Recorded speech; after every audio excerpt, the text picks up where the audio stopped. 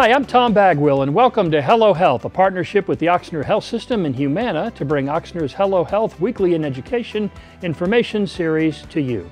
Our topic this week, the liver disease, including cirrhosis, and liver transplants, how they work and how they're saving lives. Our guest is gastroenterologist Cristal Brown. First, some background. Dr. Brown received her medical degree from the University of North Carolina at Chapel Hill. She completed an internal medicine residency at Duke in the Duke Health System.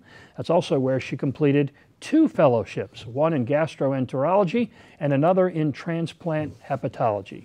Dr. Brown is board certified in gastroenterology and internal medicine, and it is our pleasure to welcome Dr. Cristal Brown to Hello Health. Good to have you with us on the program. Thank you so much for inviting me. Yeah, you're originally from where? I am from North Carolina, so from Raleigh, North Carolina. Okay, and went to North Carolina, then switched over to Duke. You said Yes. Some patients even ask you about that, right? Absolutely. So because of Google and the internet, most people know my background when they come to the office. So the biggest question is, do I cheer for UNC or Duke? And I'm going to keep that to myself.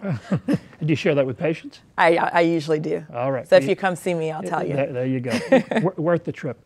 So one of my favorite questions to ask, especially our first-time guests, is how was it or who was it that first got you interested in medicine? So probably my father. My father started off as a phlebotomist and then started working in the histology lab and working with autopsies. And I would actually go take him something to eat. And I was really intrigued by all of the things that were happening there. And so spending that much time in the hospital, meeting some of the physicians, I knew I wanted to do medicine. I wasn't sure what. And then very early in medical school, I found gastrointestinal medicine, and I stayed. So the program we're talking about, we're really going to be focusing on the liver, but something you want to talk about is Save 9. So what does Save 9 mean? Absolutely. So Save 9 is from the National Health Services, and it's that every organ donor has the ability to save 9 lives with their organs. So we have 2 lungs. We have the liver, the pancreas, intestine, 2 kidneys. And so with all of those donations, you can actually impact 9 people in a positive way. So we're trying to get that message out, and that's a message that we have at Oxnard as well. We are focusing on the liver for this program. Remind us the role the liver plays and what's involved in a liver transplant. Absolutely. So the liver is an organ that filters a lot. It's involved in a lot of processes that I think we don't normally think about, but all of our medicines, all of our intake actually goes through the liver before it passes through the rest of the body. And so it's involved in keeping the balance for a lot of our other organs in our body in general. And so liver transplant is important because when the liver begins to fail, we start to develop a lot of complications, which we'll talk about later. And so when people hit a point where the liver just can't maintain anymore, that's where we think about transplant, which is a pretty complex surgery, but can be very successful in changing people's lives. Who's at risk for progressive liver failure? So I think anyone can be at risk, and the way to understand whether you're at risk or not is by actually following with your primary care doctor.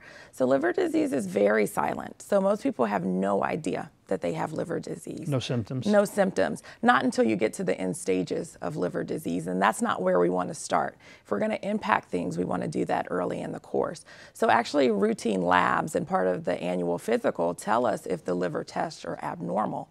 And so if you're seeing your primary care doctor on an annual basis, that can be the first step in identifying if you're at risk for progressive liver disease. I think if you ask most people what's the #1 cause of liver problems, they might say drinking or excessive drinking. But what are some of that, obviously, in there somewhere, some of the other common causes of chronic liver disease? Absolutely. So I think that there's such a negative stigma to liver disease. And I have patients that come in all the time and say, I'm not a drinker. How can I have liver disease? I don't drink alcohol at all. And there are many things like the smoker who comes in and says, I've never smoked, how could I have lung cancer? Right. Right. And it's the same idea. And so we know that there are many things that cause liver disease. So viral hepatitis, hepatitis B, and hepatitis C. And actually, hepatitis C has traditionally been the #1 reason that we've done transplants. And we expect that to change over the upcoming years because there's such great therapies that we're actually going to be able to cure that over the next few decades. But then there's also autoimmune conditions. So our immune system can actually attack our liver. We can also have too much iron, too much copper, so genetic disorders where that's accumulating throughout the body, including the liver. And then there's this I don't know. So we call that cryptogenic. And sometimes when we do all of the testing, the labs, the biopsies, the imaging, and we don't have an answer, we still have to take care of that patient. And we say that it's cryptogenic. And probably the one that's getting the most attention right now and the fastest growing is this non-alcoholic fatty liver disease. And so that's something I see every single day. Why is non-alcoholic liver disease so important when we talk about liver disease and transplants? It's important because it's going to be the #1 reason that we transplant people in the probably next 1 to 2 decades. And it's because as a society, we're the largest that we've ever been with obesity. And so the risk factors for non-alcoholic fatty liver are being obese, high blood pressure, high cholesterol, and diabetes, the same things that cause heart disease and cause stroke. We now just understand that it can cause progressive liver disease and cirrhosis. So 30 to 40% of people have fat in their liver. So it's something, I don't go to work without seeing fatty liver. The good news is the majority of patients won't have progressive liver disease, but still 15 to 20% will. And so if you take that many people, and you say 15 to 20%, you're talking about millions of people who are at risk to develop cirrhosis. So that's why it's important for those patients to be identified and to come to our clinic so we can determine who's going to have progressive liver disease and who ultimately may need a transplant. One of those patients with liver disease is Nelda Matulik, who was kind enough to help tell her story and share her story with Dr. Brown. So let's take a look at that. Absolutely. I'm here with a patient of mine, Miss Nelda Matula. So we've known each other since January of 2017, and that's when we met after a diagnosis of cirrhosis of the liver. There were multiple complications at the beginning of our course, and so after a few months of having complications and being unable to clear them with medicines, we decided to move forward with liver transplant evaluation. And I was in pretty good health otherwise, except for this one condition, and it made me feel like I had a better chance with the transplant. And we felt like you were very healthy and that we could get you through this surgery, which is exactly what happened. Even though I wasn't young. I was 70 at the time of the operation. To me, it's amazing. We often think that at the age of 70 that it's not going to be that way. Right. And so it's very nice to see someone who would be considered older for this type of situation and major surgery do very, very well. And I think it's because you had the right mindset going into it, that you were exercising, you kept your body strong, you kept your nutrition up, and it helped you in your recovery. And you recovered the way that I would expect a 30 or 40-year-old to. If you wrote the textbook, said this is how it's supposed to happen, that's the way it happened with me. And so that's something to understand about transplant, is that there is no age cutoff. I think that the sooner you can have it and the healthier you are when you get into it, the better your recovery is going to be. I don't think it's as scary like it used to be anymore. There's so many more transplants being done and so many successful ones with less problems because they've been doing this for years and they've come a long way. Most people are probably a little more overwhelmed. So when I meet patients and tell them that they have a diagnosis of cirrhosis and they begin to have complications and we talk about the process of liver transplant, many patients are overwhelmed and we're ready for that. That's kind of the normal and the expectation, and that's the reason that we work as a team. You depend on your team and let your team work with you. They can ease a lot of your anxieties. They can make you feel a lot better about any questions or any particular thing that scares you about it. Well, if we ever need a fill-in host, I think we found one. Yeah, and you said she was a little, and she said a little older than your typical liver transplant patient.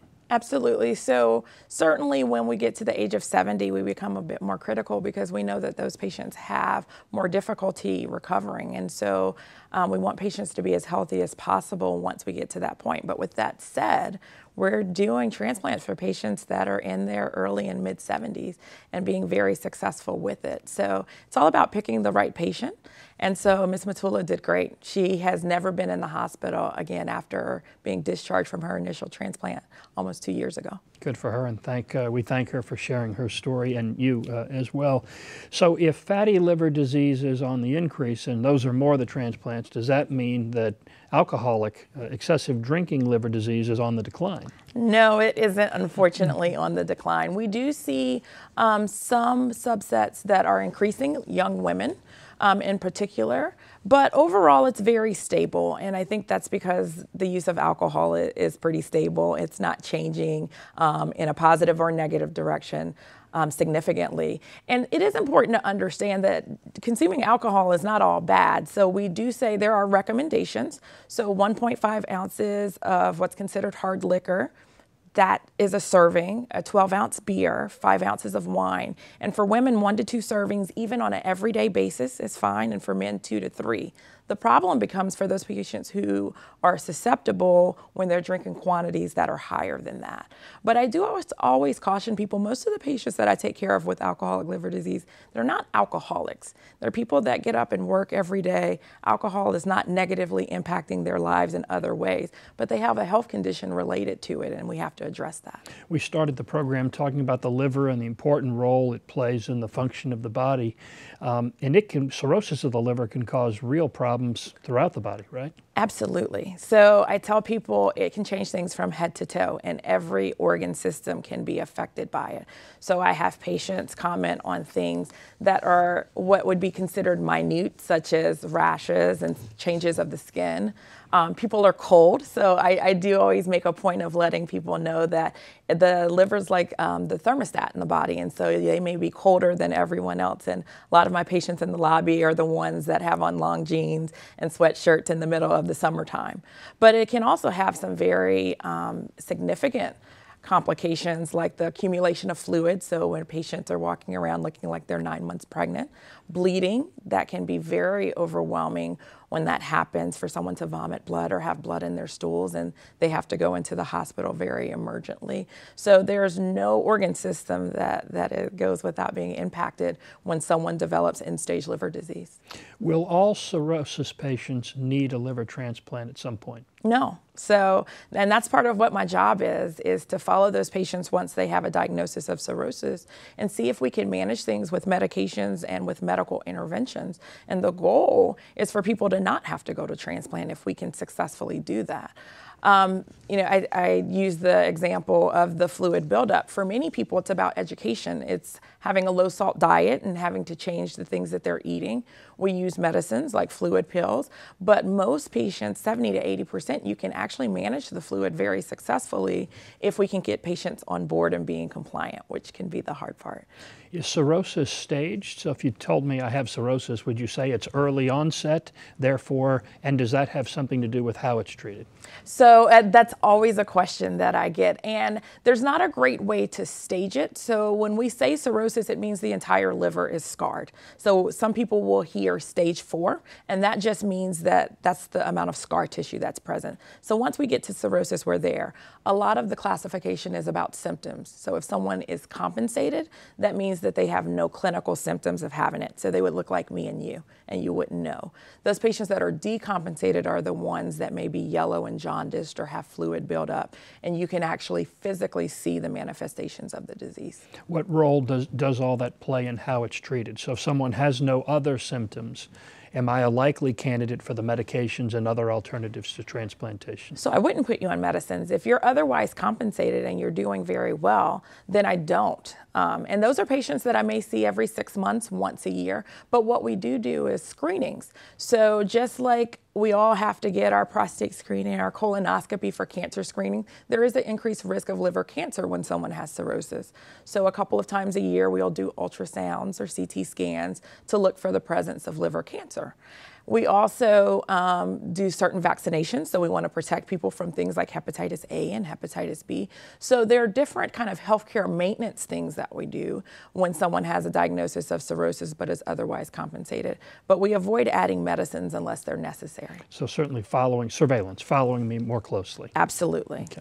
How's the decision made to move forward with liver transplant evaluation? And it's not as simple as, Mr. Bagwell, you're going to need a new liver. Right. Stand in line. I wish wish it was that simple. So no, there's actually a scoring system that we use. It's called the MELD score, M-E-L-D.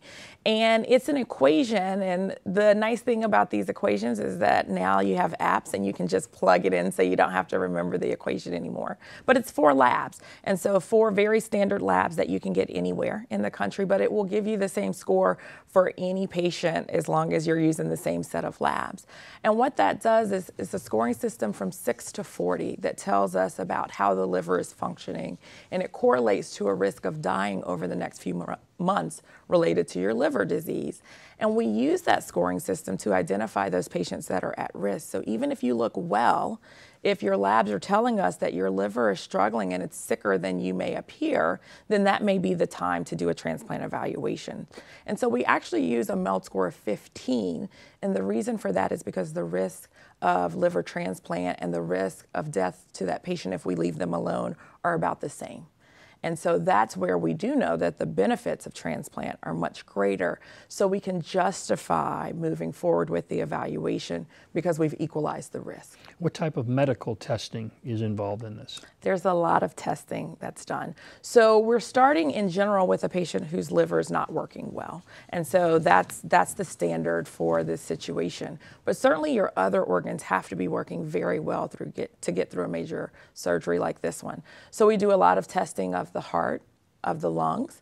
The kidneys, not always as big of a deal because sometimes we actually will do kidney transplant with liver transplant if a patient meets criteria for that, but it's just understanding where they are. But there's also a lot of testing that's based on your background. So if you've had other medical conditions, you have a family history of something, that's where my job comes in, of being a gatekeeper to assess the patient, say what things are they at risk for, what could cause us problems later on in this process, and doing all the testing that we need to understand the complications that could come forward. It'd probably be much simpler too if it was just one person deciding, but you're part of a much larger team, right? Absolutely. So I cannot make a decision by myself that someone is going to be a transplant candidate. What I say, and this is why I say gatekeeper, is because if there's something obvious from the beginning, and I know that patient's not going to be a candidate because they're continuing to drink alcohol, because they're in heart failure and their heart is never going to pump normally, then I can say no before they get into this process and before everyone puts in a lot of time and energy, and this is certainly a lot of time and energy for an evaluation. But if someone appears to be an adequate candidate, then we open up a full evaluation, and that involves a lot of components. So you do have the medical physician and the hepatologist, like myself, but there's surgeons, there's infectious disease doctors, our anesthesiologists who have to get them through the procedure. We have social workers who assess the patient's social situation and their support, our nurse coordinators, physical therapists, pharmacists. This is a very, very large team. And it's because everyone's input is really needed to understand what troubles the patient may have. And so we meet on a weekly basis for all the patients that complete this evaluation to discuss, do we think that they're adequate candidates? And specifically at each institution, do we think we can successfully get this patient through this process? And if the answer is yes, then we put them on the wait list. On average, how long is a patient on the wait list? So that is a very difficult question. It's very different throughout the country. So if you're in New York or California, it's much different than in Louisiana. And there actually have been some changes that are being implemented over the next few months to change the regions to see if we can equalize the waiting time throughout the country. But with that said, if you're in a place like Louisiana, then often 3 to 6 months, it can be the wait time. And at Ochsner, we've been fortunate that it's more often been 2 to 3 months for many patients. But it's the hard part. Once we get people on the list and you're waiting, we don't have a lot of control anymore about that process. I'd imagine telling a patient that a liver is on the way, or that you're on the list and help is on the way. Yeah. The high of that versus having to tell someone, based on everything else going on in your body, as much as we'd like to help you, we don't think we can. Can you talk about the highs and lows of Absolutely. the job as the gatekeeper? That's a lot of this job is certainly highs and lows. I would say when you have that phone call of saying, yes, you're going to be on the list, I say cautiously optimistic, because we still have work to do. I have to keep that patient medically well, because just being on the list doesn't guarantee that you'll be transplanted. So we have to keep that person ready, so when they have the phone call, they're ready to go to the operating room. So I tell patients that I am cautiously optimistic. We're on the list, and we have to continue to do our work to stay healthy. Great point. On the other side of that, it is hard to call people and say, no, we're not going to be able to do this. But I always reinforce to people that I'm here to take care of them. And so even if I can't transplant you, that's just one medical treatment that I can't do. There are many other things which we can. And the only times we tell people no is if we think we're going to hurt them more than help them. And it's the wrong thing to send someone to a surgery and for them to never recover, never get out of the hospital, or never make it off of the operating room table. So I say, even though we can't do transplant, I'm still your doctor, and we're still going to take care of you. So how does the transplant work? What's the most common method? So the most common method is actually a deceased donor, so meaning that someone has died and donated their organs, and that accounts for about 95% of the transplants that we do in the United States. And so that's what makes this hard, is that we never know when someone's going to die, and that phone call comes. It seems like it's mostly in the middle of the night, but it can happen at any time. And that's the way that we do it in the United States, but quite honestly, across the world it's done very differently, where a deceased donor is actually the minority of the transplants that are done. You know, I've hosted this program now for about 8 years, and one thing I've always love to hear is when this is the only organ, the liver, that can regenerate, right? Absolutely. So you can be a living donor. You can absolutely be a living donor. So yes, if someone has we get them through this process, we decide that yes, you are a liver transplant candidate.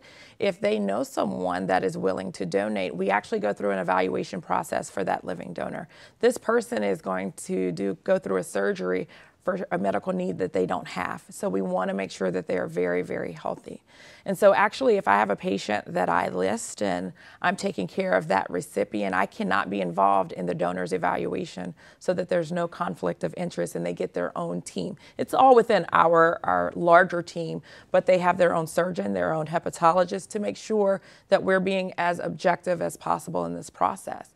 But I've seen it happen. I've been involved in about 3 of the living donor processes, and it's an awesome thing to see, because both of these patients, they generally will recover, and after about 6 months, their liver will both be the normal size for their body. So it does regenerate after about a 3 to 6 month period. So the time frame is 3 to 6 months? Yes. And how soon before actually, because you said the recovery is kind of the same for both, before both are back to work, both fully functional? The liver may be fully functional. What about the rest of the body? Right. So certainly for the living donor who is a bit healthier going into this, the hardest part is probably the first week, because that patient was very healthy.